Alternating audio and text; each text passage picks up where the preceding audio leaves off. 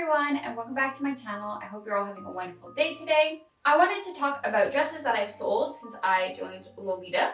Mostly I'm on this little no-buy / patient buying journey, and I just wanted to sit down and talk about why I've sold the pieces that I have, because I think it helps put in context how to build a wardrobe. So I started wearing Lolita fashion in 2017, and that was in April, I think, that I got my first main piece. I've sold 15 main pieces since then. Currently, I have 25 pieces in my wardrobe, and I don't think I've ever actually passed that number. I think it's a pretty good number. I have a feeling I'll go a bit past it soon, but I am reaching the point where my closet physically doesn't have a lot of space in it. And I also just feel like I don't want more dresses than I can wear within a year. So I am thinking a bit more carefully about the pieces that I want and that are on my wish list, especially since I've bought all my dream dresses already. So I'm gonna start with the very first dress I sold and go pretty much in chronological order. I'm also gonna talk about some of the coordinates that I did with the dresses before I sold them and how I feel about them now that I don't have that piece anymore. So the first piece I ever sold was from Bodyline. It was the L124 bunny skirt, and this was a pink skirt with gingham and some funny shaped pockets. I actually ended up selling it because it was too poofy. It was quite long on me, and my very sad little cheap petticoat at the time just did not hold the skirt up, and I just didn't really like how it looked. I actually don't have any pictures wearing it because I sold it pretty much as soon as I got it, but I remember agonizing so much over it, being like, oh my god, I wasted my money, I bought this and I can't get shipping back on it, and I bought a piece and I'm not keeping it. It was like $25 that I bought it for and sold it for, which is not really a lot of money necessarily, and it wasn't even a lot of money for me at the time because I was working, but I just felt kind of bad that I didn't want to keep a piece when I had initially been so happy to buy it. I got over that, obviously, but I still am careful with selling pieces because I don't want to regret it, but I've never regretted selling a piece. The next one was a plain pink GSK from the Taobao brand Strawberry Witch. And I do have a few coordinate pictures with this one. I think I really just outgrew it. The design is very, very simple, and eventually I just didn't really feel like it was exciting for me.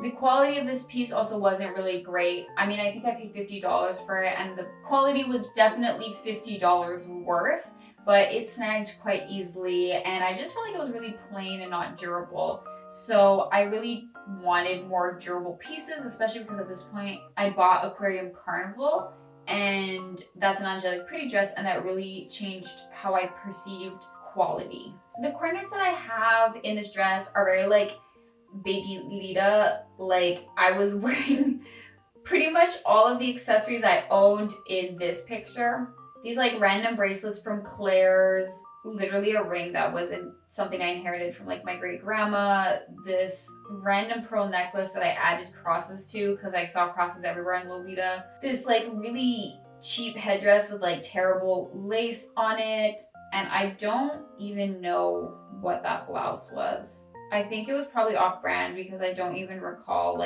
owning this blouse. And the wrist cuffs were from BTSSB, and they were the actual first Lolita piece I bought. I don't have them anymore, but that's kind of cute, but they're torchon lace, and it really does not match this coordinate. I mean, this isn't a horrible coordinate for my first few months in Lolita, but it doesn't really represent anything about my personal style. It doesn't say anything about what I'm actually interested in when it comes to Lolita. I don't have super negative feelings towards it, but I don't really feel like I really would ever wear something similar to this again. I mean, I would wear the color scheme, but I think I would aim for much higher quality pieces. So I feel like this piece maybe is a bit of a surprise for most people that I owned it. This is the Funchino Winter Rose GSK set, and I bought it actually because I really love the movie version of the Winter Soldier. Look, I don't like Marvel. I'm not a Marvel girl. I think most Marvel movies are actually really bad, but I got really attached to the Winter Soldier, and I really liked the Winter Soldier movie, and I'll just say I was a huge Stucky fan, and I still am. This is my little Bucky Barnes Nendo that I love. Anyway, I bought this dress literally just because it was a winter soldier themed dress. I feel like I thought of it more as like a cosplay, like a very subtle cosplay costume than like a Lolita dress. And I only had one cord that would like fit with it, but I was fine with that. Like I wasn't necessarily trying to make an actual Lolita cord out of this, like, or many Lolita cords with it really. I sold it because the shoes that I had that matched it, which were like combat boots, they broke and I just wasn't going to be bothered to buy like a new set of shoes just for this dress. It was easier to sell the dress because I knew I wasn't going to wear black combat boots ever again. I don't regret buying it because I had a lot of fun owning it. It meant something fun to me. And also the pictures I have of it are like a super good memory. This was a day at the Botanical Gardens where I live. And I went with my friend Charlie, and it was super, super hot, but we just like went around the Botanical Gardens like taking pictures together in Lolita. So it was really cute and I really enjoyed it. And I honestly don't think this like coordinate is world shatteringly bad. I think it's totally fine. And it was just for fun anyway, so who cares? This piece, I think I bought it just because I thought it was nice. I didn't really have like a consistent wish list or vision for like what my style in Lolita was. I was still at that point where I was like just kind of in love with Lolita fashion overall, and I was basically buying pieces that were cheap and that I thought were nice, which didn't really have anything to do with an actual, consistent wardrobe really. I did realize in time that this dress didn't really suit my wardrobe that I was in the process of building, mostly because the pink was very like classic dusty pink, and also just the country swastika styling of this wasn't something I saw myself staying with. I really only had one coordinate for this, so I ended up trading it with a friend's dress, and I think it suits my friend really, really well. It's the same friend, Shavi, that when I mentioned the winter soldier dress, they're the one that I went to the Botanical Gardens with, and they were wearing this dress and they look amazing in it. The pictures are really, really nice. As you can see, again, like this isn't necessarily a bad coordinate. I mean, the black shoes were literally just because it was winter and that's kind of all I had to wear with the weather. But there's not really any like personality when it comes to this cord, I would say. Like I'm just matching the most basic pieces that are needed to actually like have a full cord, like a headpiece, a blouse, socks, shoes, and a couple of strawberry themed things. It's definitely not like a bad attempt at a coordinate, but I don't really know, like I can't say what drove me to want to put this coordinate together. The next piece that I sold was actually the first time I sold a brand piece, and that was Aqua Princess, the JSK in mint. Now, I bought the pink one and I sold the mint one specifically to have the funds to buy the pink one. I really try not to do that. I don't love to be like, let me sell a dress just to buy another one. Of course, sometimes it just happens to be at the same time where I've been thinking about selling a dress. I haven't made the effort to put it on Lace Market, and then I see something I want, so I actually bother. But if I had had the funds to just buy the Aqua Princess in pink, I would have kept the mint version because I still really liked it. And I had this dress for at least a year. I don't remember exactly, but I have a lot of cords with it that I really liked. For this dress, I really liked it because the color was kind of hard to match. So I basically coordinated it with white and pink, and I tried to be more creative with the actual coordinates. So for example, I have this one where I was inspired by 2011 Lolita because that's the year the dress came out in. I have this other coordinate that's a bit more like typical, like sweet Lolita, but I feel like this one, I really felt like, oh, maybe this is my style when I wore it. This was 3 years into wearing Lolita fashion, so I really felt like I was getting a hang of it. And I have this one, which was an experimental costume, like with a Lolita dress. To be clear, when I made this outfit, I wasn't trying to make like a Lolita coordinate, but I posted it to a group saying like, this is experimental. I quite literally had a dream wearing this coordinate and I just wanted to put it together for fun. But people took it very seriously, to be honest. And people didn't really get that I was obviously saying like, again, this is not a Lolita cord. This is like an experimental outfit, which maybe I shouldn't have posted it into like a Lolita group, but I was just having fun in my like blissful 3-year into the fashion ignorance. And people's reactions were really funny because some people really loved this outfit, and then I'll always remember I got the funniest comment that I've ever gotten, which was someone said that bare shoulders in Lolita made them uncomfortable. And it's like, is this like the 1800s? Are we in like a nunnery? It's just shoulders. Like, who cares? To be quite honest.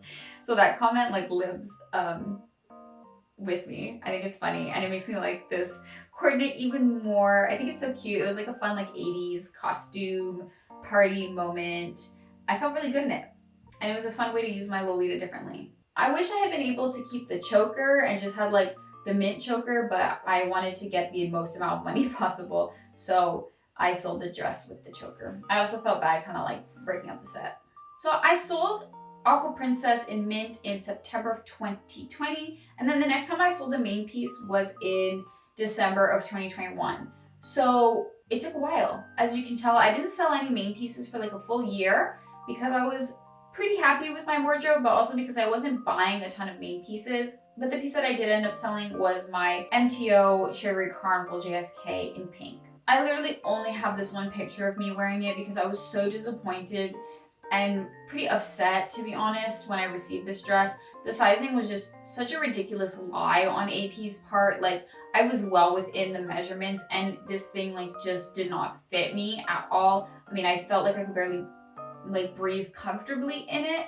Every time I would take a breath, I could feel like my rib cage expanding against the dress, and it just felt horrible. It was hard, and maybe it is still hard to like retain my faith in new AP because of it, because it was my first time buying brand new like for a main piece, and it was such a horrible experience, to be honest. Very unfortunate. The next one I sold was a BTSB skirt. Actually, it was the Gingham Rose ribbon print skirt. I bought it off my friend Prince for really cheap, and this was when I still thought I might add like old school to my wardrobe, and I felt like this piece was a good place to start. I tried it on and I realized I was never going to have old school in my wardrobe, and so I sold it. I do think the coordinate is cute though. The next one I sold was also a skirt. It was the Miracle Candy skirt in pink, and now I really like this skirt. I would have loved to have kept it, but it just did not fit me, and it was really short as well. So I felt like even if I altered it, I still wasn't gonna like the fit, and I didn't necessarily want to keep it enough to go through the actual process of altering it. I had never altered a piece before, so I was nervous. I really wanted it to fit me, but it didn't. I think some of the cords were pretty cute.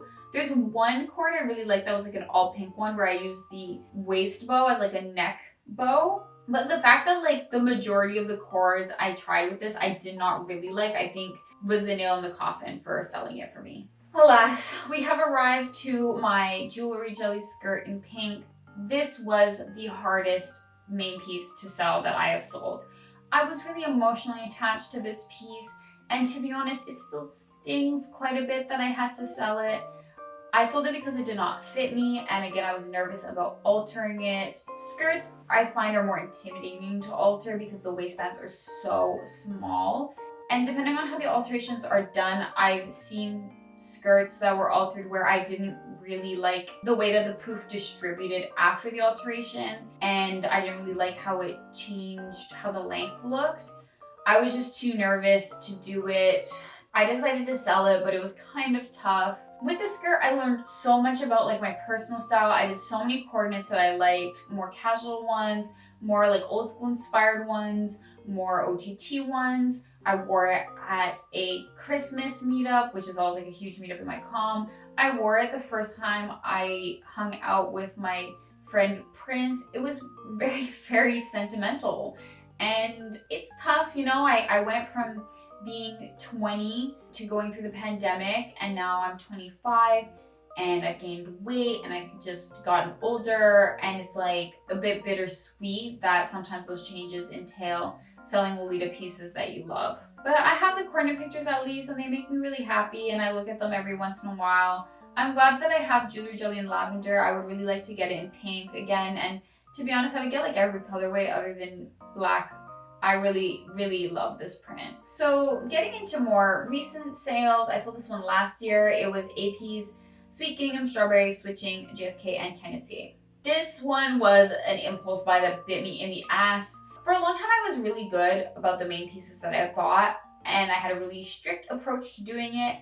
And then eventually, because of that, I had way more like accessories, blouses, socks than main pieces. I think at one point I literally had like double the number of tops that I had main pieces, where now I have like 25 main pieces. I have 29 tops. Before I had like 12 main pieces and 24 tops at a certain point.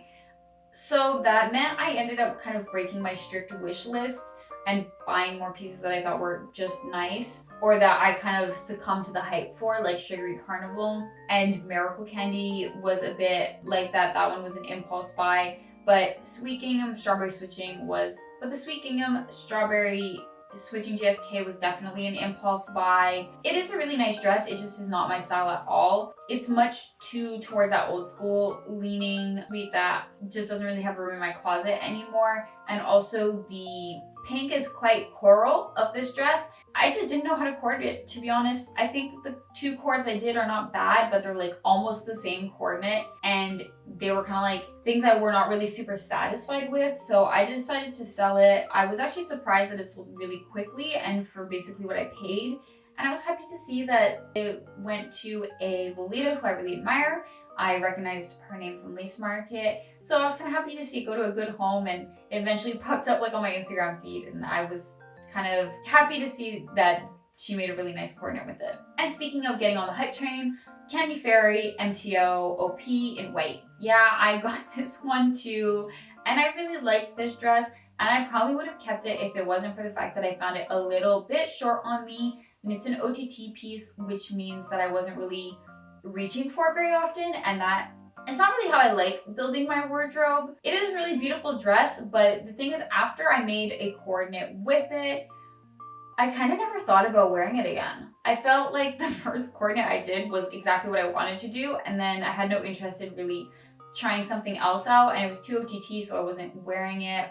You know, I sold it when my house flooded and I needed money much more than I needed an OTT sweet dress. I don't necessarily regret getting it because it was really pretty, and I do really like this coordinate that I made with it. I really liked balancing the white with the rainbow theme, and this dress did kind of put me on that trend a little bit more. Like, it made me really fall in love with it. But now I feel like I'm much more hesitant when it comes to re-releases and MTOs, because both of the re-releases that I bought, I ended up selling because I felt like I just ended up buying them because they were popular. Like, I didn't get Milky Planet because as much as it's a beautiful dress, it's not for me, and I think I wouldn't have been able to realize that without buying and selling Candy Fairy and Sugary Carnival. Selling Fairy Frill OP was an immediate decision because it did not fit me. I could not like get into it properly. I could button it up, but like my boobs were too big, period. Unfortunately, it has zero stretch despite having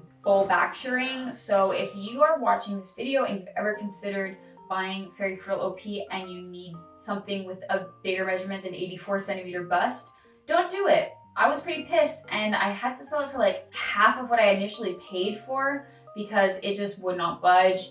And again, I sold this when my house flooded, so I dropped the price because I just wanted to get it out of my house and I wanted to have money in my wallet. I don't have a picture of myself wearing this because all I did was try it on. For this BTSSB dress, I actually don't know what it's called. I don't remember, and I removed it from my closet, so I can't find it again. But it's this strawberry printed dress in mint.